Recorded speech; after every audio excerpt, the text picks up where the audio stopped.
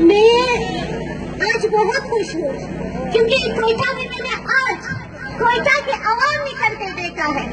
اتنے حادثوں کے بعد 15 سال گزرے ہیں, اس شہر میں خون دیکھا ہے, اپنے نوجوانوں کا خون, اپنے استادوں کا خون, اپنے وکلا کا خون. وہاں جلیل بیٹی کا باپ بیٹا ہے اکیلا اس کیمپ میں, اپنے بیٹے کی تلاش میں.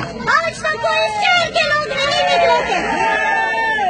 میں فخر کرتی ہوں کہ اسی دن, آج کے دن جب پختون اپنے لیے انصاف مانگ رہے ہیں, آج سے 5 سال پہلے اسی کوئٹہ نے ہماری مائیں بیٹھی تھی اسی سردی میں, اور یہی کوئٹہ والے تھے جو کھڑے ہوئے اور اس کو ایک آواز بنائی.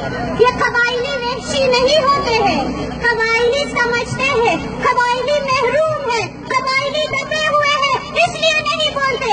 ان کے بچے سیاست میں نہیں آتے, سیاست میں آئیں گے تو غائب ہو جائیں گے. ان کے بچے ووٹنگ نہیں کر سکتے, نہیں تو کوئی راونوار ان کو قتل کر دے گا. ان کے بچے یونیورسٹی نہیں جا سکتے کیونکہ ریاست کا پیدا کرنا مذہبی شاونس اس کو مشعل خان بنا کر قتل کر دے گا. آج جب ہم نقیب کے انصاف کی بات کرتے ہیں تو مشعل خان کے قاتل مائیں گھوم رہے ہیں.